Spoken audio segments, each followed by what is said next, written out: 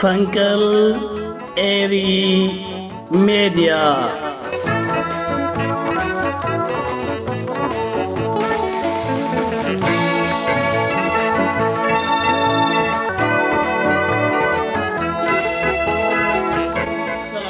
تلتي مدبات فنجليري ميديا كمي تحضروا نلوم ربو 15 حملة بقدامي تحست مدبات قريبا لخو نمكتالكم بخبري عدم سناي مكتال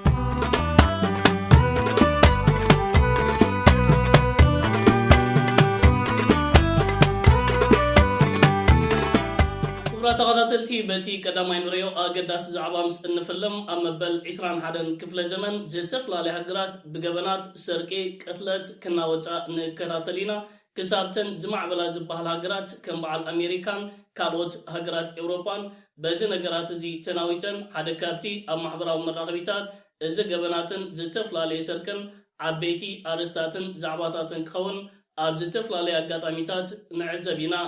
أبتا كبرتن حفرتن زخونت إيرتراناغن كمزا عينت قبنات فوتوم أير أنيو مخنياتو حبرت سب ناي إيرترا كبرتاتو أخبيرو زخيدن نتيج فتن زتفلالي تشيف قبناتكا سلز فنفنون زي كبولون إذن قراتزي أبهاقرنا إيرترا ساعتن تزي كوينو كقاتم أير أنيو نتي ساعت زقاتم كمزا عينت تريوتات اتي عينتو سلام زيبل عين نسر زخونة بوليس إيرترا قبنات نزفت مصابات أبتحتي حاجرت أوانات أبتحت غيري بمتاو نايدهم كراخون تماهيرهم نخوتون لوعل قدان تران يتساوتيو أما حبرام مراقبيتات زرخبنا أقداسيت فيديو عباي سراح بوليس ناي إرترا نباخم كبلاي نكتاتلا 26 أبزو قحليتي كاب كاثوليكاويت بيت كريستيان سان فرانشيسكو أسمرا لعلي 3 كيلوغرام ورقي شحن 880 باوند شحن 825 يورو شحن 500 دولار أمريكا 100 دولار كندا شحن أفان لعلي 10 كاردتات موبايلن زسرقة طرطر بمتحبار حزبن مكتتال بوليسن كم استتحزة كاب بوليس وماكل زرخبنا يحبريتا أفليتوم نت قداي زتصاري مرمار قبن بوليسو ماكل نلوخنا ابزهبو حبريتا از قشي برهانا حبتهصين بين استبهالو 36 عمد طرطر ناب قصرت بيت كريستيان زليلو دحر متاو نمسكوت بيت صحفت بيت كريستيان بغونص بمسبار كاسافورتو بمفتحن كاتشافيتن بمقفات نزتقسو ورقن باطيراتات وصاي هاغراتن سريقو كمسسوره غليصوم بزاكبو مرتعتاتن حبريتاتاتن مكتتالوم كم زقصلو زحبره مرمار قبن عبد الحي فلما حنت سراحتنيا حسابن قومست بيت كريستيانن كم قدامت طرطرات تقيدوم كم زنبرون عم مسرح مرمرا غنا زخونه استرخوم مرتعو سلا زينبره كاب قيد كم سفانو ارديوم اتمرمارو وسيخو تسويرون زنبره فصام قبن محاز مس مسارحتو مكتالوم كم زحيلون دحر حدا ورحقا كتحس كم زخالن تقيسو اتسرقو ورقن لعل حمششح باطيراتات وصا هاغراتن قلق كفالو اطفافي وكصنحن كلو اتزبزح جن اب دباروا اب زركب منبر بيتو اقميطو خمصنحن باكزبيت تتحيزو كم زلون ابرهيو طرطر والفقمار كم زنبرون مقامر ገንዘብ ምሳነ ድማ ነትገበን ክፍጽሞ ከም ዝተደረኸን በመጥቃስ አቀዲሙ አብ ሰዓታት ቀትሪ ናብት ስርቅዝ ፈጸመሉ ቤት ጽሕፈት እቲ ቤተ ክርስቲያን መጽዩ መጽናዕቲ ከም ዘካየደ ሓቢሩ ንሱ ወሲኹ በመስኮት ንኻአቱን ካሳ ኸፊቱን ክሰርቅን ከም ዘየጸገሞ በመግላጽ በትዝረኸቦ ንብረት ሓሊፉ ለይናበለ ፖሊስ ክሕዞም ምኽአሉ ከም ዘሰንበደውን ኣብቲ ንፖሊስ ዝሃቦ ቃል ምግላጹ አረዲዩ كبرات تغطاتلتي اززانتا كنزكن كتاتلون كنعزبون زتنحناي بوليس ايرترا ازت رايزي كونه ابزتفلالي اقاطاميتات ساعتن زقاتم كمز عينت تريوتات اب حتر توانات كقطاطرون نغبنኛታት اب تحت قيد بمتاو نايدوم كبون صنيحنالون اغنا بوليس ايرترا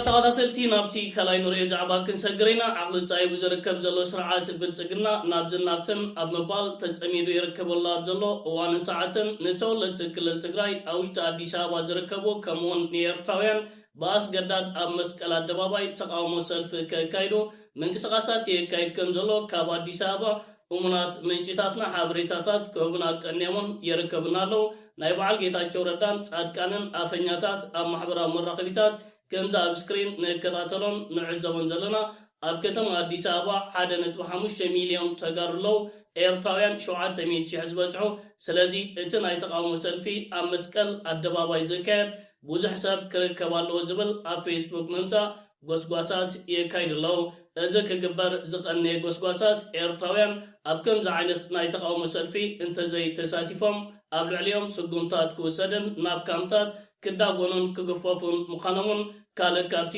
ኣነዋር ተግባራት ናይ ስርዓት ብልጽግና ከምኡውን ኣንጻር ሻዕብያ ንቃዋሚና ዝብሎ ኣብ ኣዲስ ኣበባ ዝርከቡ ገለገለ ኩኩታ ጉጅለ ጻድቃንን ጌታቸውን ነዚ ነገራት ይፍጽሙ ኣለው ጆን መንጋክ ሓደ ካብቶም ንኤርትራውያን ኣብ ከተማ ኣዲስ ኣበባ ዝርከቡ ኣብ ልዕሊኦም ዝተፈላለዩ ኣነዋርን ዘይሕጋዊ ተግባራት ንኽፍጸም መሪሕ ኮይኑ ዝንቀሳቐስ ዘሎ ውልቀ ሰብ እዩ እዚ ኣብ ከተማ ኣዲስ ኣበባ ስርዓት ብልጽግና ኣካይድዎ ግድን ግበርዎ ዝብል ዘሎ ናይ ተቃውሞ ሰልፊ ነቲ ሕወሓት ኣብ ክልል ትግራይ ዘካይዶ ዘሎ ምንቅስቓስ ንቃዋሚና ግፋእ ደው ይበል ዝብል ናይ ስርዓት ብልጽግና ሕውተልኮታት እዩ ብልጽግና ኣብ ዝተፈላለዩ ክፋላት ኢትዮጵያ መንእሰያት ትሕቲ ዕድመ ካብ ኣብያተ ትምህርቲ ከይተረፈ ገፊፎ የሰልጥንን ይዕጥቕን ኣሎ ነቲ ኣብ ክልል ትግራይ ዝግበር ዝተፈላለየ ወታደራዊ ምንቅስቓስን ሕወሓት ንምክልኻል ኢሉ ዝወስዶ ስጉምታትን ግን ዘይሕጋዊ ብምባል ናብ ከምዚ ዓይነት ናይ ሰልፍን ካልእ ተግባራትን ብምግባር ኣብ ልዕሊ ሕወሓት ካልእ ምስልን ስእልታትን ንኽተሓዝ ምንቅስቓሳት የካይድ ኣሎ ሕወሓት ነዚ ነገር እዚ ብናይ መንገዲ ሒዝዎ ይርከብ ኣሎ ብዓብዪ እውን ነቲ ታሪኻዊ ጸላይ ህዝብን መንግስትን ኤርትራ ከምኡውን ክልል ትግራይ ዝኾነ ስርዓት ብልጽግና ዘለዎ ጽሊ ኣብዚ ዝሓለፈ 2 መዓልታት ብመንገዲ ደብረጽዮንን ኣማኑኤል ኣሰፋን ኣቢሉ መልእኽቲ የሕሊፍ ነይሩ ኣማኑኤል ኣሰፋ ንስርዓት ብልጽግና ከምኡውን ምስ ሃገርና ኤርትራ ዝተተሓዘ የሕሊፍዋ ዝርከብ ዞ ሓጻርን ኣገዳሲትን መልእኽቲ ናባኹም ከብላየ ንከታተላ ሕወሓት ሓደ ናይ ኢትዮጵያ ሓይሊ ኮይኑ ብዙሕ ዝሰርሐ ዓብዪ ውድብ ኮይኑ ከብቅዕ ንሕወሓት ገዲፉ ምስ RSF እናሰርሐ ብሱዳን ህዝቢ ትግራይ ካብ ዓዱ ካብ መረበቱ ተፈናቂሉ ኣብ ሱዳን ክሰፍር ገይሩ ከብቅዕ ሓይልታት ትግራይ ሰራዊት ትግራይ መንበሪ ስኢኑ ተከዘ ተሳጊሩ ክንዮ ምዕራብ ትግራይ ዘሎ ቦታታት ክቕመጥ ገይሩ ከብቅዕ ሕወሓት ምስ ሱዳን ይሰርሕ ዝብል ጥርዓን ትሰምዕ ማለት እዩ ኣብዛ ሰዓት እዚኣ ግን እቶም ኩሎም ዝፅውዖም ሓይልታት ኣብ ውሽጢ ኢትዮጵያ ይሃሉ ኣብ ጎረባብቲ ዓድታት ይሃሉ ኩሎም ስርዓት ብልጽግና ዝፅውዖም ሓይልታት ይጣመሩስ ኣይጣመሩስ ባዕሉ ፀላእ ገይሩ ከጥፍኦም ዝንቀሳቐሰሎም ዘሎ እዩ ነቶም ሓይልታት እውን ኣይኮነን ከጥፍእ ዝንቀሳቐስ ዘሎ ስርዓት ብልጽግና ኣብ ኤርትራስ መንግስቲ ኤርትራ ኣይኮነን ፀላኢ ብልጽግና ፀላኢውስ መንግስቲ ኢትዮጵያ መንግስቲ ኤርትራ ወይ ሻዕብያ ኣይኮነን ልኡላውነት ኤርትራ ህዝቢ ኤርትራ እዩ ኣብ ሱዳንስ መንግስቲ ሱዳን ኣይኮነን ጆኖሳይድ ኣብ ልዕሊ ህዝቢ ሱዳን ኣብ ዳርፉር ዓለም ሙሉእ ዝመስከረሉ ጆኖሳይድ ንዝፍጽም RSF ዝበሃል ጉጅለ ሒዙ ፀረ ህዝቢ ሱዳን እዩ ተሰሊፉ ዘሎ ስርዓት ብልጽግና ኣብ ውሽጢ ክቡራት ተኸታተልቲ ኣማኑኤል ኣሰፋ ዘሕለፈ ዓባይ መልእኽቲ ስርዓት ብልጽግና ኣንጻር ሻዕብያ ዘይኮነ ስርዓት ብልጽግና ጸላይ ላላውነት ናይ ህዝብን መንግስትን ኤርትራይ ብተመሳሳሊ ናይ ክልል ትግራይ ካልኦት ህዝብታት ናይ ኢትዮጵያ ክብል እዩ ነዚ ዓባይ ነጥቢ ኣቕሪብዋ ዝርከብ ዘሎ ብልጽግና ናይ ተቃውሞ ሰልፊ ኣካይድ ኢልካ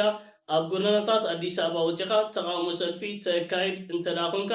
ላላውነትካ ንኽድፍር ላላውነትካ ንኽግፈፍ ነቲ ስርዓት ብልጽግና ኣብ ልዕሊኻ ክገብሮ ዝሓሰብ ዝተፈላለዩ ኣጀንዳን ተልእኾታትን ምድጋፍ እሞ ካብ ዝኣነዋር ተግባር ነፍሲ ወከፍ ሰብ ከጥንቃቕን ክቁጠብን ኢና መልእኽታትና ንሕለፍ ንኤርትራ ብድሮናት ንወደብ ዓሰብ ብሚሳይላት ክቆጻጸር ዝበለ ዝዓበደን ዝተጸለለን ስርዓት ኣብ ጎኑ ተሰሊፍካ ምንቅስቃሳት ምክያድ እዚ ምስ ናይ ሞት ዝጽብጸብ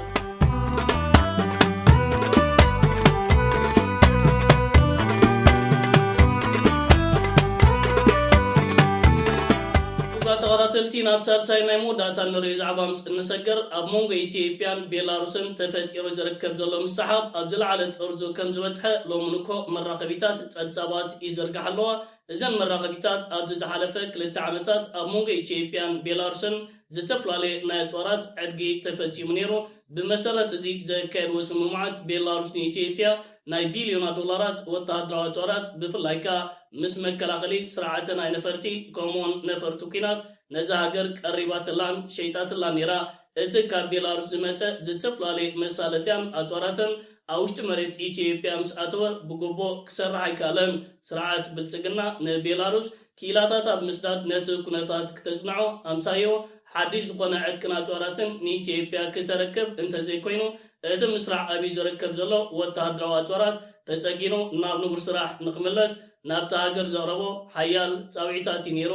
መንግስቲ ቤላሩስ ብመንገዲ ምክልኻል ናይቲ ሃገርን ክኢላታትን ኣቢሉ ናብ ኢትዮጵያ ልኡኻቱ ክሰድድ ምዃኑ ንብልጽግና ዝሓለፈ 6-7 ወርሒ መጸናንዕ መልእኽቲ የሕሊፉሉ ነይሩ። ክሳብ ኣብዚ ሕጂ እዋንን ሰዓትን ግን መንግስቲ ቤላሩስ ክኢላታቱን ሚኒስተር ምክልኻል ናይቲ ሃገር ናብ ኢትዮጵያ ክሰድድ ኣይከኣለን። ስርዓት ብልጽግና ምዘን ነፈርትን ስርዓተ መከላኸሊኡን ተታሒዙ ኣጋጢሞ ዝርከብ ዘሎ ጸገማት ንመንግስቲ ቤላሩስ ብተደጋጋሚ ዘቕረበሉ ጻውዒታት ጸማም እዝኒ ስለ ዝተዋህበዩ ሕጂ ናብ ኣደባባይ ብምውፃእ ኣብ መንጎ ኢትዮጵያን ቤላሩስን ዘሎ ምሰሓባት ናብ ከምዚ ደረጃታት ዓሪጉ ዝርከብ። እዘን ካብ ቤላሩስ ንኢትዮጵያ ዝተሸጣ ነፈርቲ ኩናት ኣቐድም ኣቢላ ቤላሩስ ናብ ካልኦት ሃገራት ሸይጣተን ዝነበረት ኮይና ብናይ ቴክኒክ ጸገማት ናብ ቤላሩስ ምስ ተመልሳ እቲ ሃገር መምሕያሻት ብምግባርያ ንኢትዮጵያ ክትሸጠላ ኪኢላ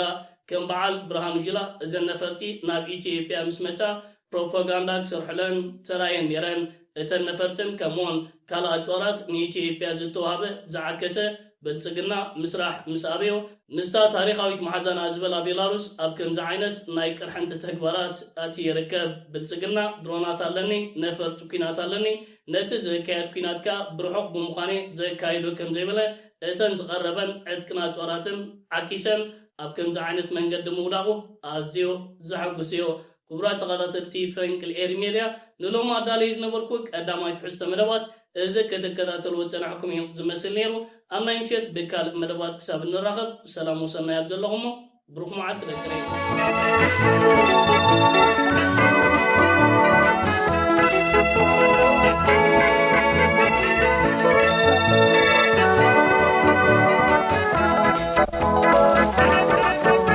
ፈንቅል ኤሪ ሜድያ